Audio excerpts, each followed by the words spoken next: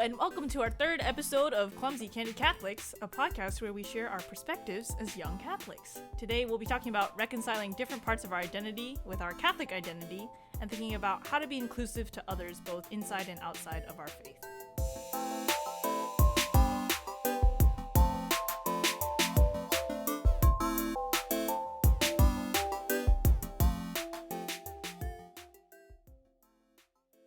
Hello, friends. Hello. This is Emma, and I'm joined by the OG homies, Lorraine and Teresa. Yo, here we go. Freestyle. Sorry, that was really cringy. Yikes. Hello. Wanted to start off by apologizing for postponing the episode. Of course, we said no promises, but still feels bad. You know, it's like finals week now. Yeah. It's coming to be that time. Yeah. We're trying our best. We're graduating in a couple Can you weeks. believe that? I can't. Me neither. my dude. I also just wanted to say that you can affectionately call our podcast the podcast. Whoa! 'Cause it's Wait, 3 we did seasons not in a row. agree about this? I just wanted to say it on air so that Okay. everyone could know. And Go you listen guys to wouldn't have a say in it. podcast. Thank you. All right, we're going to start off with the warm-up question, which is in honor of Avatar the Last Airbender coming to Netflix. Amen. And the question is, which type of bender do you resonate with the most and why?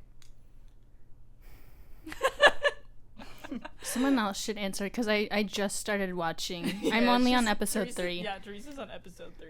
She's a baby. Okay, so every quiz on the internet tells me I'm a waterbender. I'm just gonna say that I don't think that's true. I think my entire identity has been built up on trying to be a firebender. Prince Zuko was very influential on my younger life. Yeah. He's a great guy. He's fantastic. I mean, like, you don't need fire to firebend. You know, it just like comes out of you. The fighting spirit. Yeah. Oh, these are all things that I'm not aware of. Plus, but it's super cool. It's very pretty. it is. That one scene we watched yesterday was pretty cool. That one scene. You know With the that one guy. scene? Yeah. Yeah. Me too. Okay, great. Yeah. You can like cook your own food just like that, I guess you could. you know? Okay, well. I guess, well, I don't know. I guess I would say I feel like I want to be water just because that's like cool and like water brings life. Wow. You know, That's living deep, water, dude. right? Baptism. Wow. Wow. Yo, Imagine if a priest was like a waterbender though. let me put in a plug for fire and Pentecost being today. Oh, though, okay. Wait, right now I have to think of something. But also breath, so air. Breathing the Holy Spirit. Air, Holy Spirit, Pentecost. Emma's thinking really hard right now. The listeners can't see it, but we can see it. Yeah, but I feel like I want to be a waterbender, but I took the quiz like 2 days ago and they said I was air. So, I don't know why I am, but that's what they told me. She took That's what they told me. She took a quiz and didn't read the results. Yeah, Okay, it was because too long. the results were like 2 pages long. It's like single space, It like was 2 amazing. pages, like, yeah. It was a So full I want to analysis. be water, but I guess because the internet told me I'm air, that's fine. I'm gonna say I really want to be an earthbender, first of all, because like ever since I was a kid, you haven't met this character yet, Okay. but she's like boy. the best character. Her name is Toph, and she's just the best. But you know what? Also, because I'm not a particularly strong or down to earth person, but I strive to be, okay? And Peter was the rock of the church. Oh. That's what I was thinking about really hard when you were tying it back to Pentecost. How do we I was make like, this spiritual? There's nothing that from the earth that has to do with Pentecost. But Peter, so Yeah. watch your mouth. Love that. Yeah. Well, I feel like I think you're strong Yeah. and down to earth. Thank you. I think you are too. You know, that's debatable. We won't talk about that now. It's not debatable. Okay. That's true. Wow, beautiful. Well, thank you for sharing, everyone. Yeah. please comment on our Instagram what gender you are. Yeah, let us know. So yeah, today's episode is called Blank and Plus Catholic. Blank plus Catholic. And you might be wondering what that means. So basically today we really wanted to talk about like the parts of our identity that have to work in tandem with our Catholic identity. Because, you know, being Catholic is like part of who we are, but it's not possible to only be Catholic and be nothing else. Yeah, so I think the question that I just wanted to start off with was, are there any parts of your identity that you feel are kind of at odds with your identity as a Catholic? And then, you know, how have you reconciled or are trying to reconcile those with each other? Lorraine, do you want to? Sure, why not? So there are all sorts of different things that I would identify with that I think don't necessarily line up with the first mental image that people would come up with when you think of a Catholic. I think the biggest part for my life, which has been really prominent, at least within the last 4 years, has been my role in the academy. So in academia, as a student, as a hopeful prospective educator, and being Catholic. Obviously, the academy is filled with all sorts of different problems already, and as an institution, it's not going to be perfect, so there are a lot of problems within academia. Things like with Title IX have been coming up a lot in recent years, you know, questions of diversity, and all of these different things, and it's still very much a place of privilege. So it's hard coming from a background of not being super crazy privileged, but also not being as marginalized as other people, and coming from a place that's just right in the middle, trying to step into a place of insane privilege like the academy, really brings up a lot of different questions of, you know, why am I doing this, whatnot. I talk a lot about how classics has always kind of been an old white boys little club for the past, you know, really up until like the last like 40 or 50 years. And we still have aspects of that. So there are practices within archaeology and within classics that are concerning, and just don't line up with how I identify as a Catholic.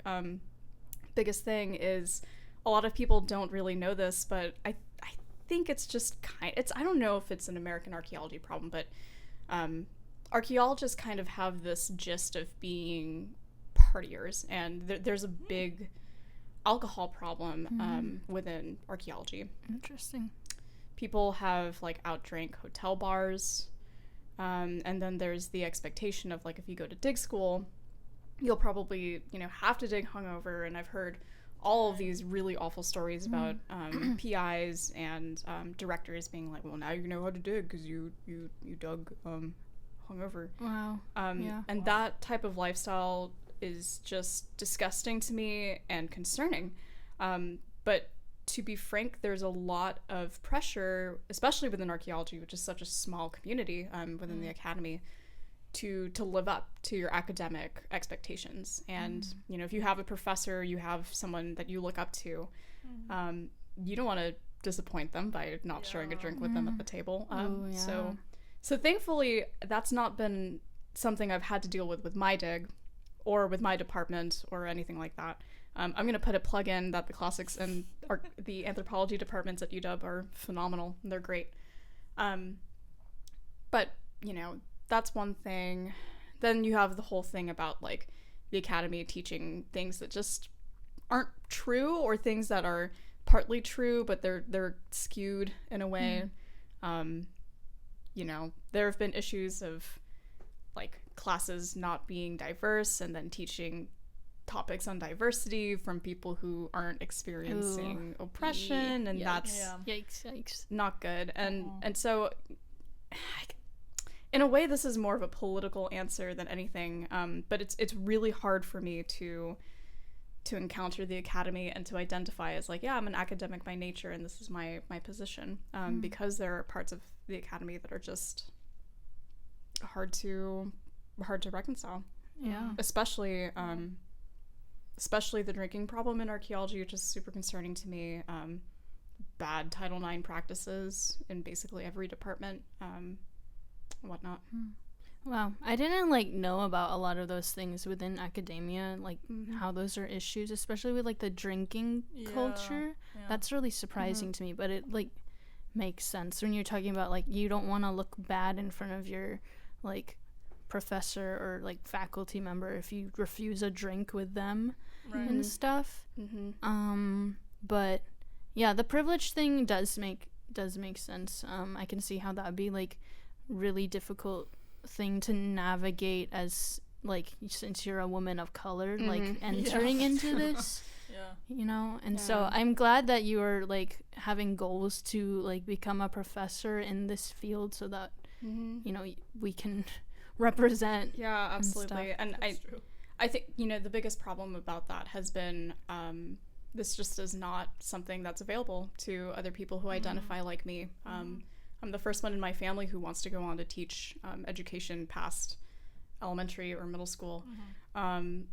But especially classics and archaeology, there's this like macho history, this like Tomb Raider expectation, and it's all fun and games when it's like I'm trying to figure out what I'm going to do for Emerald City Comic-Con, and I'm like, well, I could just be Lara Croft. But yeah, it in some ways it almost feels like I'm betraying part of how I grew up by stepping into this world of privilege. So yeah, good points. Lots to it. Good point. Wow. Emma, You wanna? Yeah, I guess for me, something that is sort of at odds is like being in the arts.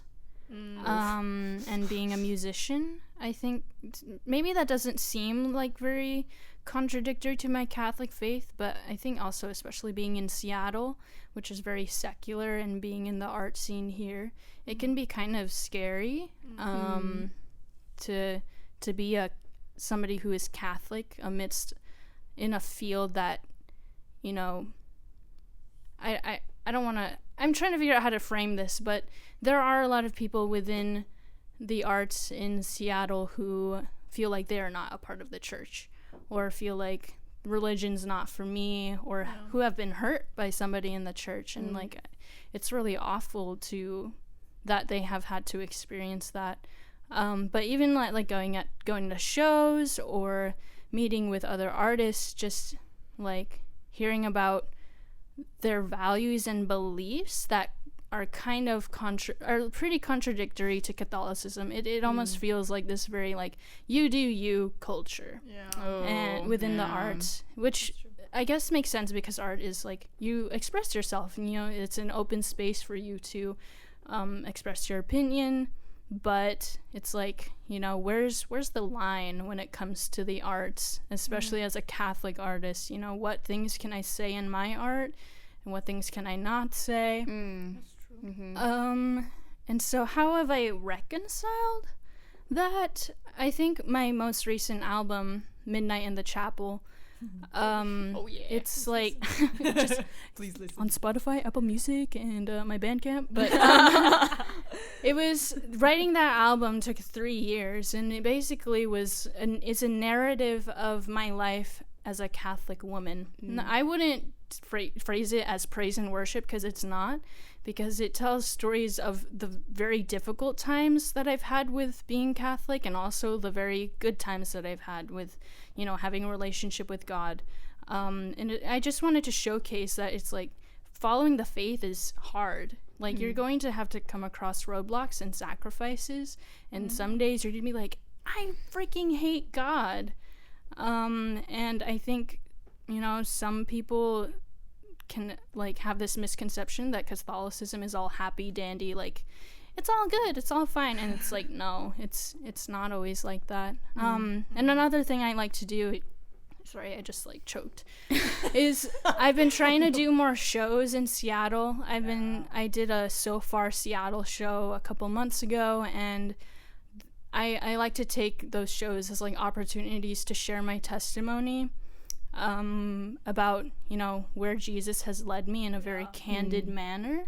And it's like when you share your testimony, it's like, and even especially in the arts, it's like nobody can argue with that. And then when you like follow it up with your music, then people can really absorb, you know, what I was trying to say with my testimony. And I've had so many like good responses, you know, even saying like being up on stage in a show in Seattle saying like, hey, I'm Catholic. It's kind of scary. Yeah.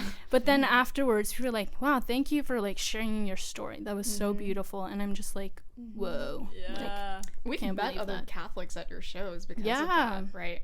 Right. Yeah. People that I didn't even know were like Catholic, you know.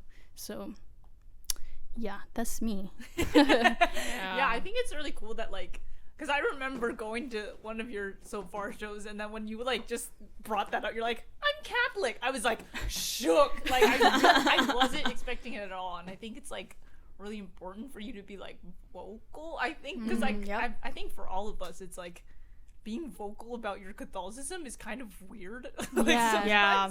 Because you're like, I feel like, I don't know, there's different spaces where it makes sense and spaces where it doesn't. I guess that's what we're talking about. Yeah. But, yeah, on the topic of just like Seattle being a very secular place, I also want to say like, in terms of my own like identity, I think I grew up in a really liberal bubble. And so like I personally, like, my political ideology more aligns with this liberal ideology. And I think I'm not going to talk too much on this because I'm still actually not super comfortable and like haven't reconciled a lot of parts between that and my faith, so I'm not going to talk too much on it. But like I think just like trying to, I don't know, connect with friends who have that same like ideology is like hard because sometimes I feel like I'm really skirting this line of like, am I going against like church teaching? You know what I mean? And like that's where it becomes hard for me because I'm like, I think above all, like I value my Catholic identity the most. Yeah. Right. Just because I know I believe in like eternal life and like salvation. So you know, good things. But yeah, and I think a huge part of me also tends to ignore those parts that like kind of tend to, I don't know, be at odds with each other because I'm like, it's easier to just not talk about it. Amen. And then it's not a sin. It's so true. It's so hard to have those conversations, like, because I think I relate to you, Emma, where I feel like I grew up in a very liberal bubble, and coming to the University of Washington, I was definitely a lot more liberal than I am now. But like trying to figure out like how do I talk about these difficult things, like, you know, abortion or like gay marriage or just like those really hot topics. How do I talk about it with truth and grace? Yeah. Exactly. This is just that's so fascinating because Emma, when you were speaking, I thought about it myself and I was like, I did not grow up in a liberal bubble whatsoever. I don't think I got politicized until later in high school, and I grew up in a very conservative family, and they're still very traditional and very conservative. So that's just that's interesting because I feel that way in the opposite side. I would not consider myself conservative now, by the way. Just gonna put that out now. But yeah, that's so interesting. Yeah. No, and like I think the only way to really reconcile that too is like just learning more about what the church says, because God knows I've been avoiding doing that for the past 3 years, and you guys have known this because I've told you. I'm like, this year I'm gonna go into the topics like gay marriage so that I can learn more about what church feels about it and stuff like that. I don't know, a lot of the tension between, I think, liberal ideology and like Catholicism comes from misunderstanding. Amen. Yeah, true. Because like obviously if you see good in something, that just I never think that the church is against good. Like Amen. I don't know. Anyway. But there is also something, sorry to go on for like no 15 please minutes do straight, but like there's another part of my identity that I feel is at odds. And I think you guys can maybe relate. which is being like Chinese or like being Asian. Oh yeah. And like I just, we could go on for like freaking hours about this, but like one of the examples is that like, especially in Chinese culture, like wealth is like really emphasized. Like, yeah, I don't know. We always talk about like, it's if you're lucky, then you'll be wealthy, and like, and you know, it's just kind of like, those are things that you strive for. And I remember one time I like went to bouldering. Oh, I'm always talking about bouldering stories on this podcast. Like I went bouldering with Sophia Basil. Sup, Sophia? We love her. Anyway, I freaking love you. Anyway, and there she was like, oh my gosh, I think this one time like I forgot to scan my bouldering card before going in, so I accidentally like went in for free, and she was like freaking out about it, and she was telling me like I felt like I needed to go to confession for it and all this stuff. And like I was like thinking about myself, and I was like, that's so weird, because like I feel like if I had done that, I would have just been like, that's cool, I got in for free and they didn't notice. And I was like, why do I think that way? Because I'm also Catholic, and I also know that like stealing is wrong and stuff like that. But then I was like, I think I've been brought up in this culture where it's like getting free things or like getting things for cheaper is like so valued that I was like, that's fine. Yeah, like, if they didn't catch you, then it's fine. Yeah. Yeah, my family's got the whole Chinese thing going of like, free stuff, love that, let's just go. I don't know. Yeah, or like taking when you don't need it, that kind of thing. Oh yeah, that's interesting. I don't know, Lorraine, do you feel like you relate to that? A little bit. I mean, I'm trying to think. There's certain.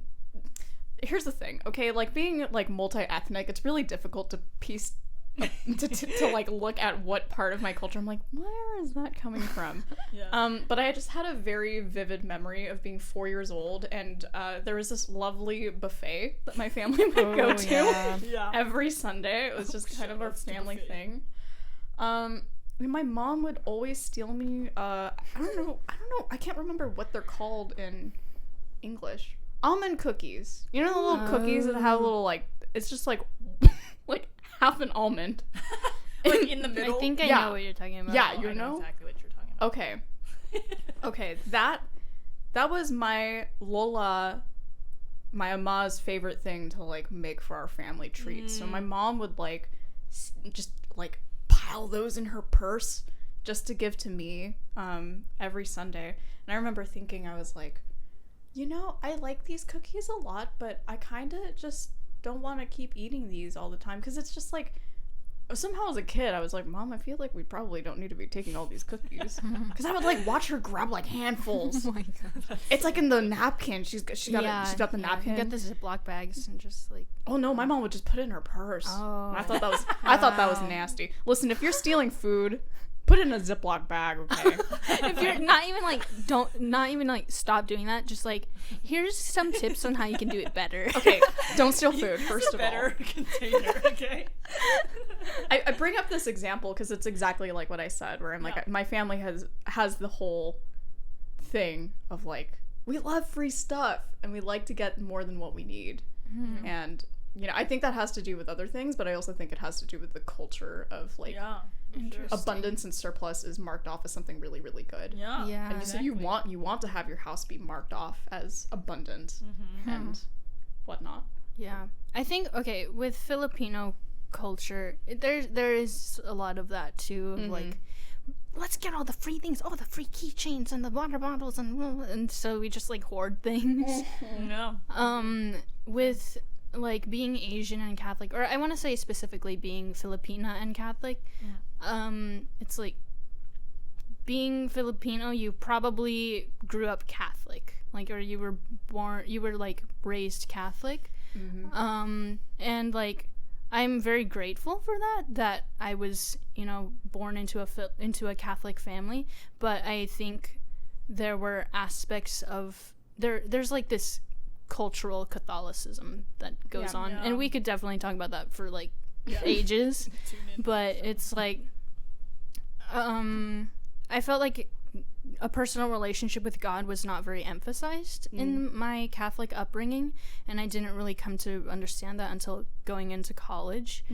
And so that's not, I want to say that's really like a contradiction with my Catholic identity. It was just more like there was something lacking there. And also I feel like going into college, if that is all you kind of grew up with is this cultural Catholicism, it can be really hard to continue your faith if you like leave your family. Right. So that's another issue right there. And I don't want to go about this for too long. But I think the hardest part for me, being Filipina and Chinese and Spanish, in terms of being Catholic at the same time, is for the longest time, the thing is, I knew my Lola is Chinese, so I'm like, okay, like, that's part of my culture. But I didn't realize just how much Spanish heritage I had until way later on. Like, I was in high school and I discovered that they were like, oh, I think you're, like, kind of really white. Like, how white? Like, maybe a third to half white. So that was a huge shock for me, because I never thought about it that way. But I think the reason why it was so shocking was because as I was getting more politicized, it became really clear to me how Catholicism is very linked with colonialism, and that is a really, really difficult past to talk about. I'm not going to talk about it here, but you can imagine just how difficult it is to be very proud of your indigenous Filipino heritage. And I say indigenous because my family, very specifically, is very proud of where we're from in the Philippines. And then having to think about, like, well, we're also Spanish, and we are descended from, Spanish nobility, and that has a colonial background, and it's very difficult to reconcile. It's hard to think about. I would imagine. Wow. For sure. Yeah, I feel like we should definitely use another episode to, like, talk about this. It's just, like, there's so many freaking layers. Oh, there's so many branches and just, like, all these things. Yeah. But and just to, like, wrap it up, I think, wrap this question up, I think for me, it's, like, just reconciling that is, like, just realizing that sometimes one part of your identity needs to take precedent over the other, you know what I mean? And like there are ways that, like, the Chinese culture and Catholicism, like bishops have helped out with that, where it's like ancestor worship, like, of course I'm not gonna do that, but we still have, like, a mass dedicated to, like, our ancestors and stuff like that.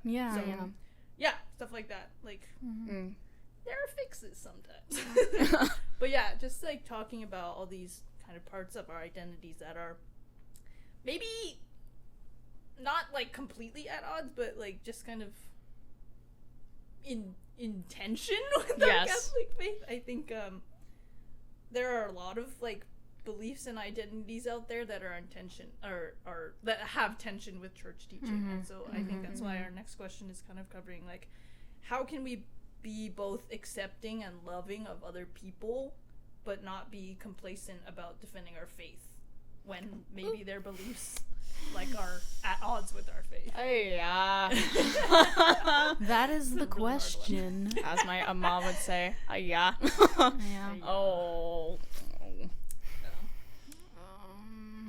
So, okay, Emma asked me about this before the podcast. She's like, what are you gonna say? I was like, please help. While I was setting everything and then I up. said this. Okay, so I think this comes down to it's a problem of definition, because to be loving, to be inclusive, to be kind to people is not mutually exclusive from your philosophical thinking frame. There's overlap there, and it's a question of attitude and behavior versus your ideology and your thinking.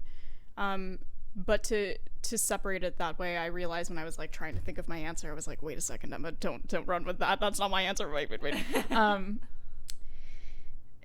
There's overlap, and that can't be excused. So the way that I think I would answer this, it really doesn't matter what you think when you treat people the way that you do. Let me give a solid example. Good example and bad example. Great example. Let's just talk about the episode in the Gospel of the Good Samaritan, right? So here's the thing where people are coming from different cultures, different identities, completely different mindsets, and different points in faith. You know, as it's mentioned in the gospel, in John 4, Jews do not share anything in common with Samaritans. But we see an act of kindness that transcends all of that. And I think that that speaks to the power of love and mercy, being gentle with another person, that in a moment of helping another person, it doesn't really matter what you think. What really matters the most is the way that you treat them. And I think that that can be true with our interactions with other people. Bad example of how what people think doesn't necessarily reflect how they act and vice versa. And this might be this might be a really difficult thing to talk about. We'll just say bad friends. When bad friends treat you poorly, do you think that they think about you poorly? I guess at that point it doesn't really matter if they think about you well or not. If someone treats you poorly, all you can feel is that hurt. And all you feel is that pain from when people treat you a different way. People can think super, super highly of you and they can still treat you really poorly.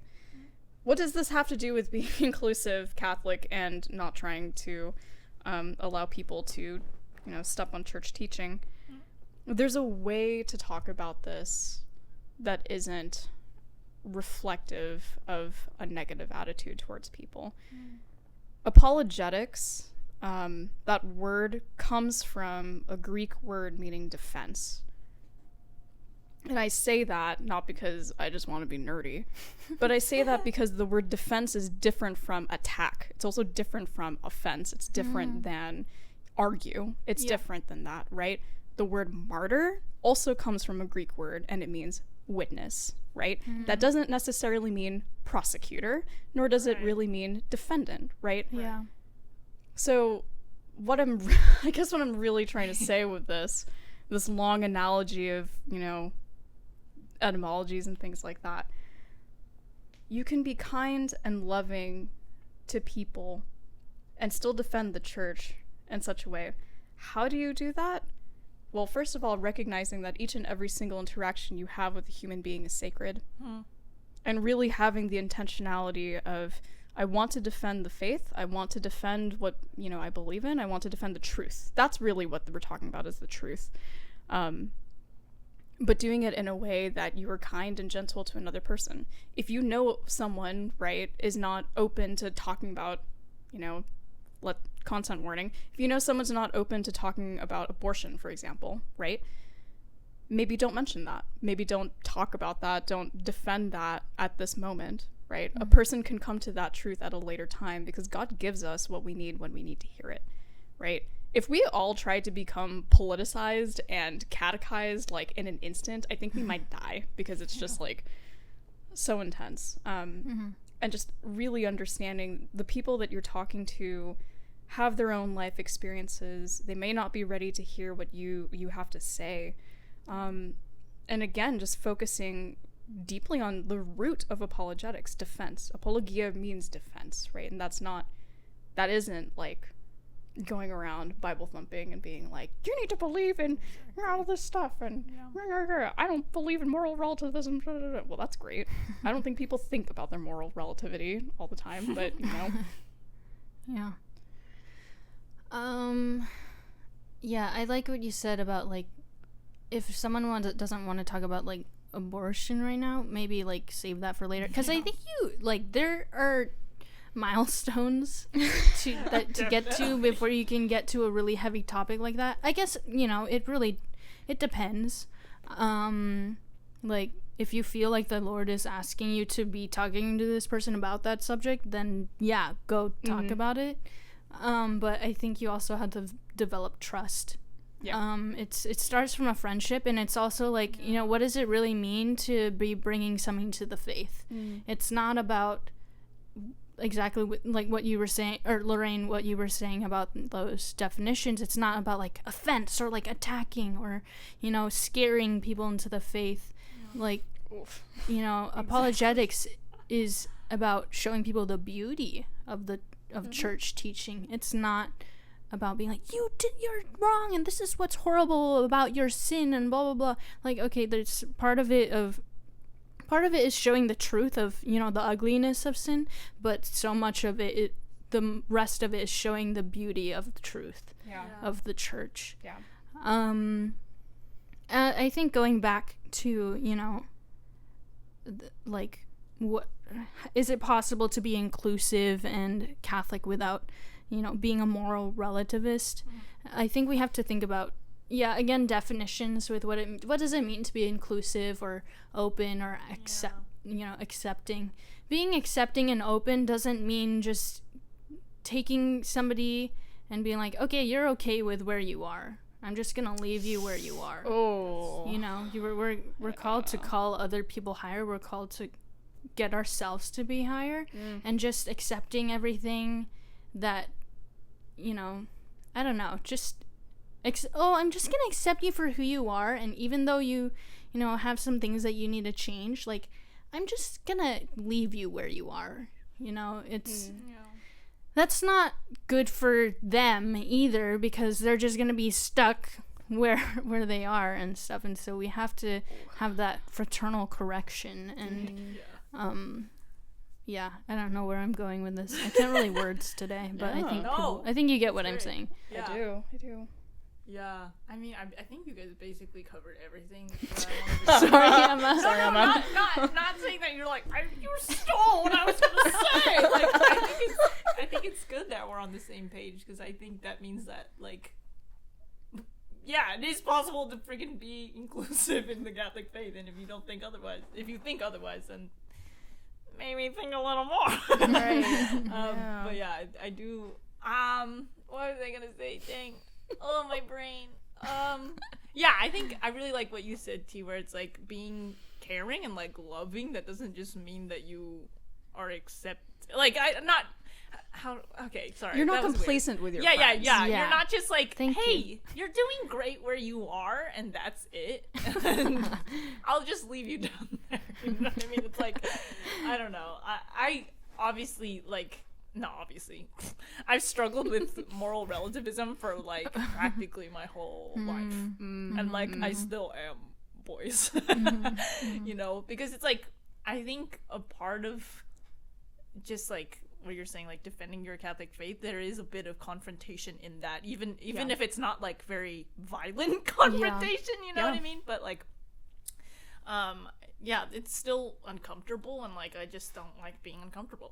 Yeah, same. But I think like what you were saying, like, being witness is one of the best ways, first of all, because I say this a lot to, like, other people, but, like, when has really what did you say, Bible thumping? I did. Like, when has really, like, impassionately defending your faith with, like, against someone who doesn't come from the same foundation as you, like, when has that worked?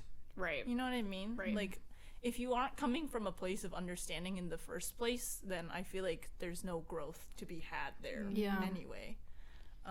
And so sometimes, like you said, like, you just have to back off, and like, that's not saying that you are being complacent and that you're, like, that you failed to defend your faith. Sometimes it feels like that, but, like, sometimes it's not the time or the place. Yeah.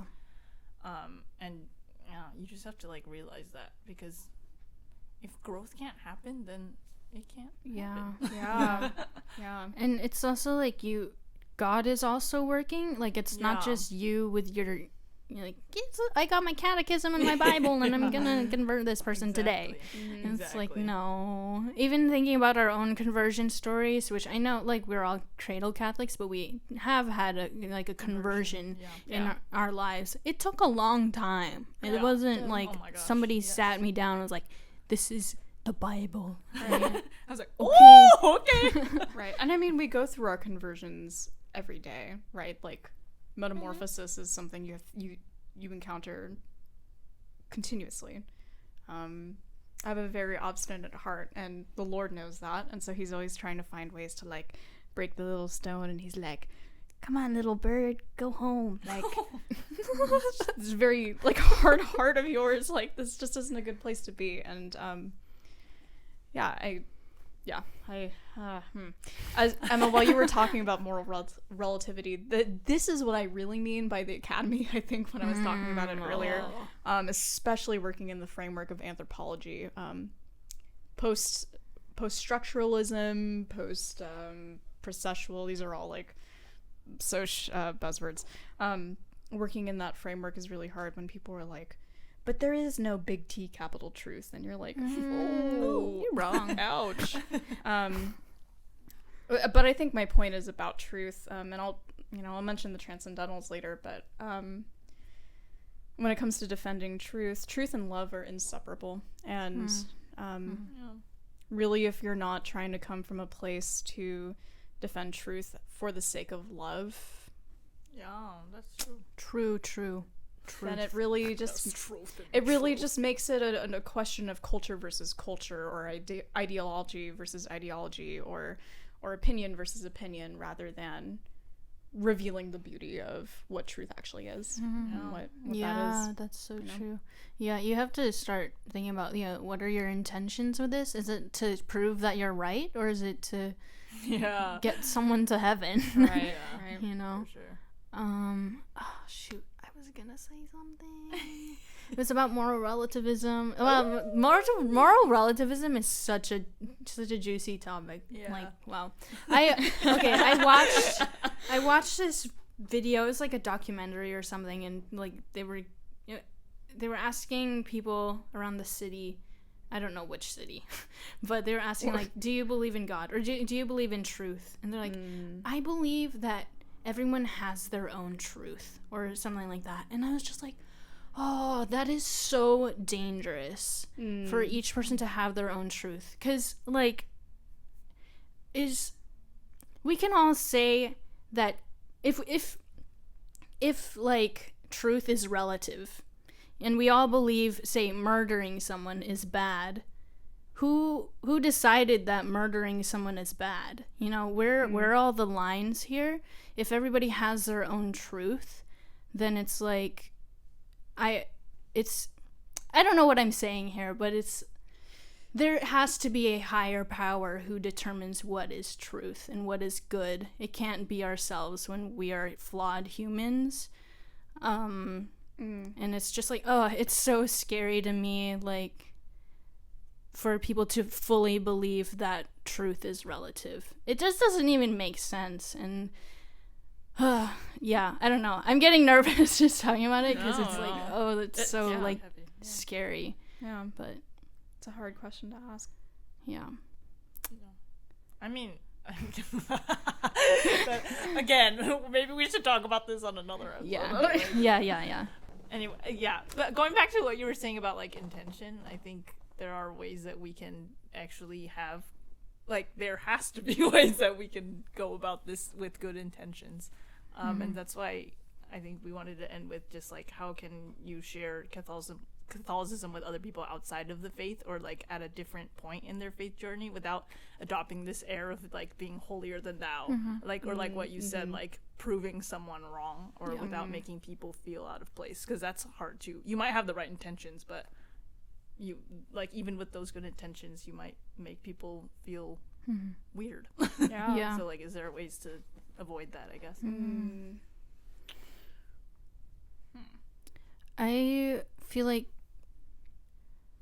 sometimes you won't be able to avoid it. Like, I think we can do our best to like be charitable and not, engage in really aggressive interactions, but I think there are cases, like, some people just like have a really difficult time accepting truth, and like maybe that was because of their upbringing or something that happened to them, or maybe they've been really hurt by the church, and so it's really hard to like tiptoe around that conversation and stuff. And so there might be times where you do end up like negatively affecting someone, and so not being too hard on yourself in those moments, and just like praying for them that like they will be healed of what their wounds and things that have happened to them in the past, because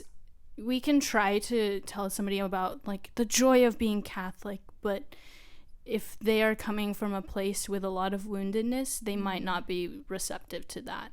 Yeah. So I just want to like say that first, but how we can bring people into the faith who aren't, you know, who don't share the same beliefs as us.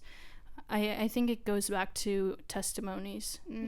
There's a power in sharing your testimony, and nobody can really argue with your experience. Yeah.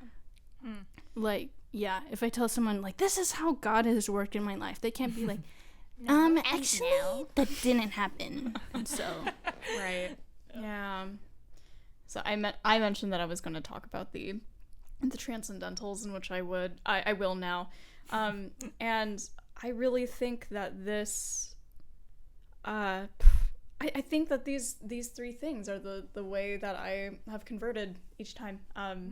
So the transcendentals are truth, beauty, and goodness. And they're called that because the human heart is designed by God for God. And God represents all that is good, but especially truth, beauty, and goodness.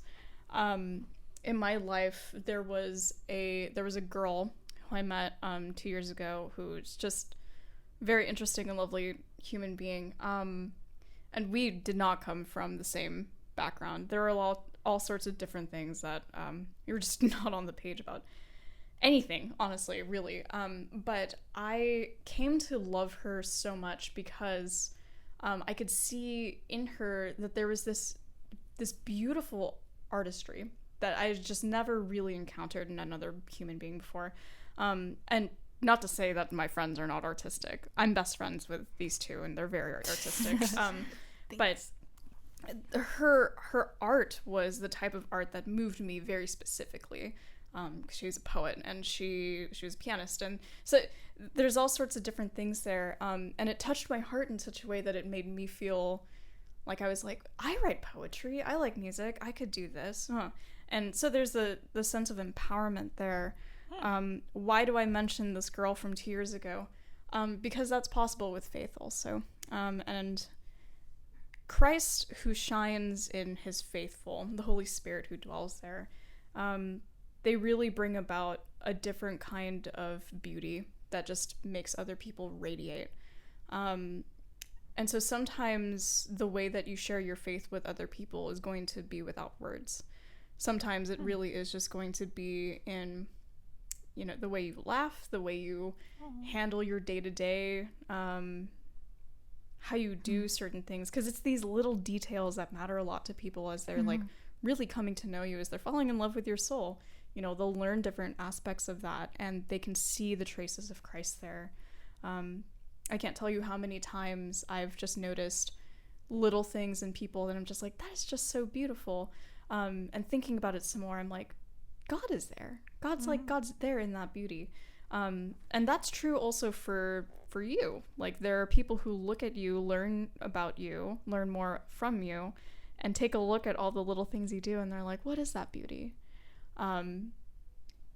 And there's this type of irresistibility with people who are faithful, and really are in love with Christ. People can just see that. And they're drawn to that. So I think, for me, I think one of the best ways to share Catholicism isn't always about like butting heads and about talking about these difficult things. This is a very romantic way of looking at it, and I don't mean romantic as in the, like, you know, you're looking for a romantic partner. There's a beauty to it. Right. I just mean romantic in the sense that there's an emotional component of faith. Yeah. And even if that's not how people will relate to God first, it is a way to relate to God. So that is one way that you can share the faith with other people. No, That's a good one. that's really true. And it's like very, kind of low-key subtle, you know what I mean? Where it's like, Subtle Christian traits. subtle Christian traits. Yeah, I mean, the only other thing I would want to add is, I guess I was looking at this from like a ministry perspective too, because sorry guys, but our ministry really struggles with bringing people outside of our faith in, I think, and yeah, I think there's like something really important about like catering to that. Like, I don't know, because what's the point of a ministry if you're only serving the people that are already there? Ooh, I think snaps. personally. Snaps. Yeah. And one of the ways that I found is like kind of the most effective is through social justice and that kind of thing, because I mean, I think there are certain, like, there is an absolute truth, and I think there are certain absolute goods in this world, and like things that everyone can get behind, right? Yeah. Is like helping those who are less fortunate and that kind of thing. And so I think having even like opportunities through the church to like just do good in the world, I think so many people can get behind that. Yeah. And I mean, through that, just like create a conduit for people to even get to know the faith a little bit more, Right. Because that's like maybe the little opening, that little, I don't know, that welcomes them in. Because otherwise, it feels like it's so airtight and like hard to understand otherwise. But yeah, and I remember like there was an event, a social justice event that we had, and like I think we only got like one person that was outside of our church that one time, but like man, the joy that I felt like at that moment was just so like, it was Seth, by the way, shout out Seth.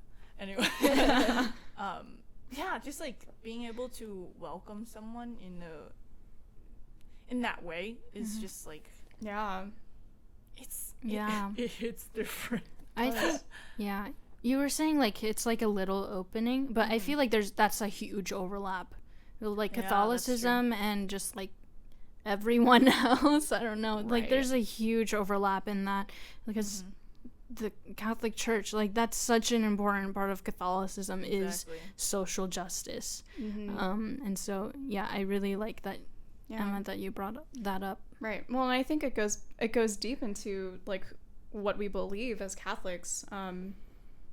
Suffering and sin they're not mutually exclusive, unfortunately, and that's not fair. And part of being Catholic is responding to the woundedness of the world and sharing the goodness of truth and the goodness of healing, and sharing that beauty. Teresa, when you were saying like, you know, there are just going to be some people who are going to be wounded by when they're approached. There is a huge responsibility of people of the faith to reach out to people exactly where they are and to show them just the goodness and the beauty and the honest reality that your life can be changed and that there is a future that's better for you, even if it's not on this earth. And that's a hard thing to talk about. But yeah, I think, you know, maybe that that just hits differently regarding what kind of time we find ourselves right now in recording this episode. Definitely. But we have a responsibility to do that. Yes, definitely. For sure. Yeah. Wow. All right, friends. I think that's all the time we have for this episode. Thank you guys for listening. And we'll try to put out our next episode in 2 weeks. Yeah, we'll be graduated by then. I'll be 22 by then. Oh my gosh, it's Lorraine's birthday on Wednesday. Everyone wish Lorraine a happy birthday. Thank you. Everyone do it now. June 3rd. Thank Do you. it right now. Thank you. So that'll be June 14th, which is apparently Flag Day. Oh, Flag Just Day. Happy Flag in general? Yeah. Yes. Just any Flag Day. No, it's a public holiday. Oh. Okay. Well, it's marked as a public holiday in my... Cool. Get out your flags. Get your flags out on that day. But anyway, so we'll try posting on the day, but no guarantees. No guarantees, because we're still students. Well, As in 2 weeks, I will actually still be a student, so that's Lorraine's gonna be in school for the rest of her life, so I guess we could still use that excuse. Yeah. That's so correct. We're students, so no guarantees. So every other Monday, 7 p.m., Apple Music, Spotify, and YouTube. God bless everyone. God bless. Thanks.